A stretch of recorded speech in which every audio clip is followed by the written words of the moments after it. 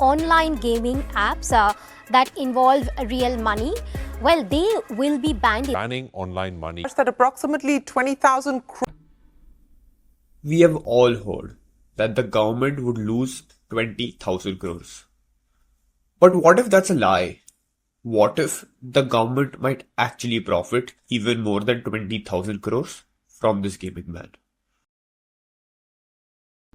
Whenever we hear a company brag about its tax contribution, our mind jumps to one thing: their profits. After all, governments earn in two ways only: direct tax from profits and indirect tax from us through GST. So when the industry says we gave the government 20,000 crores, we assume they must be insanely profitable, which means their profit should be 4 to 5 times bigger than the tax they claim to pay.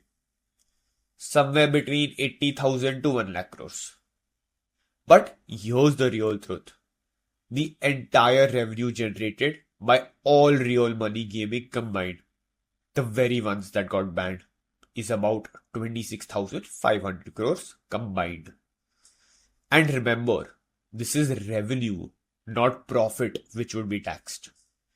Even if we give them the benefit of doubt, assume a very high profit margin, their total profit pool still wouldn't cross 5,000 crores.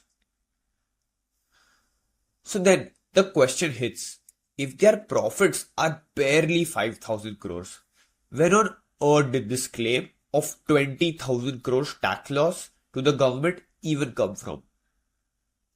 And this is the 20,000 crore tax number narrative. Remember, the government earns only in two ways: direct tax and indirect tax. Now, the direct tax contribution from these gaming companies, corporate tax on profits, TDS on winnings, even income tax from employee salaries, all of this together was just about 6,000 crores. The rest, 14,000 crores, came only from indirect tax, paid by people like you and me. Think of it this way. You order food worth rupees 500 from Swiggy and see 25 rupees GST added. Did Swiggy pay that? No, you did. You paid that money to government for spending. And that money went straight from your pocket to the government. Swiggy can't call it their contribution. And yet, these platforms waved around the full 20,000 crores as proof of their importance. But here's the twist. By banning them, the government didn't just stop the so-called 20,000 crores loss. It found a way to recover all of it, and even make more. The real surprise is how. We all believe in one simple equation. The more you charge, the more you make. That's how every business thinks. Raise prices, revenue rises, and profit follows. And we assume governments work the same way. Higher the tax, the more money they collect. Simple, obvious. At least that's what we've always assumed. But what if that's not true? Here's the twist. The government makes nearly the same money from a tiny 5% tax on essential goods as it does from a massive 28% tax on luxury goods like your cars and bags, etc. So maybe higher the taxes were never the real secret at all. And that's exactly what the government applied here. Banning these apps wasn't a loss. It was their way of making even more. Before I reveal how the government actually made more from this ban, hit subscribe, as most of you watching haven't. And you wouldn't want to miss the truth behind stories like this.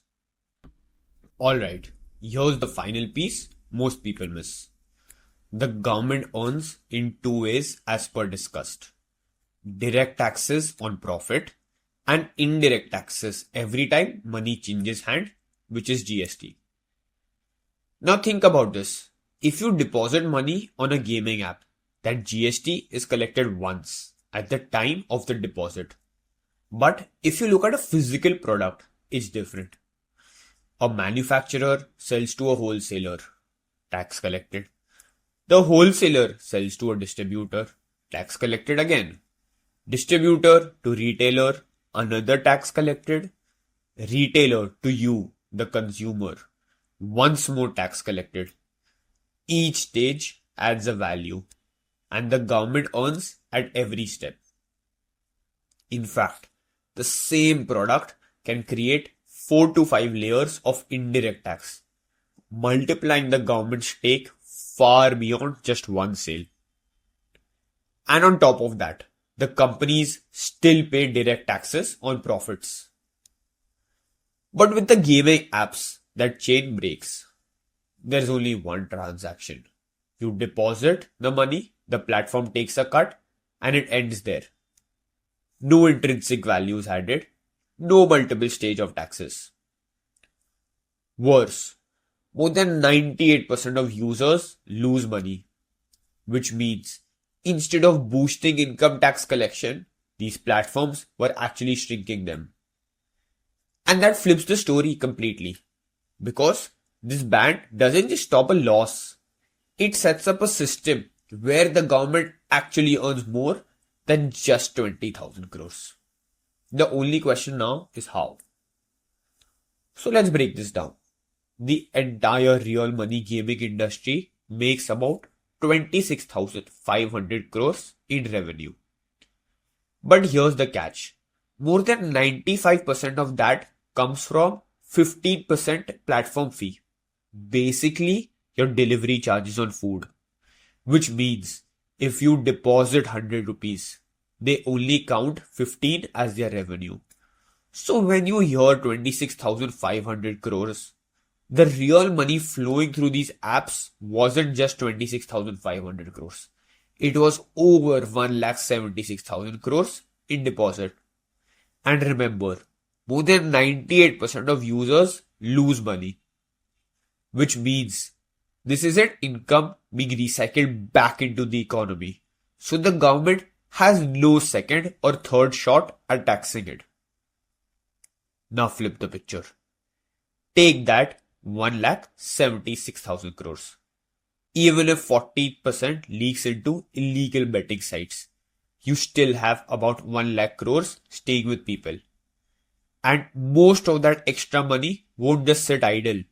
People will spend it on groceries, fashion, travel, OTT, cars, even financial services. And every time they do that, the tax engine switches on. So even in the worst case scenario, let's see how that 1 lakh crores flows back into the economy.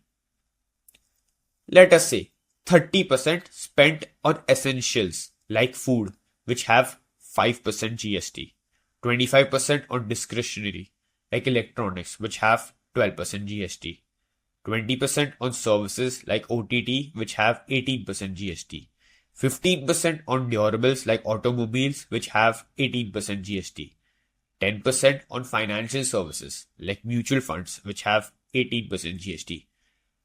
Put it all together and the government earns 12,500 crores just from indirect tax or GST in the worst case scenario. And another 10,000 crores in direct taxes from higher profits of all these industries. That's a total of 23,500 crores, which means instead of losing 20,000 crores, the government is actually making more. And beyond the money, it also means fewer debts, fewer bankruptcies, less stress, even fewer suicides. So in the end, the gaming ban wasn't just a moral call. It was a financial masterstroke.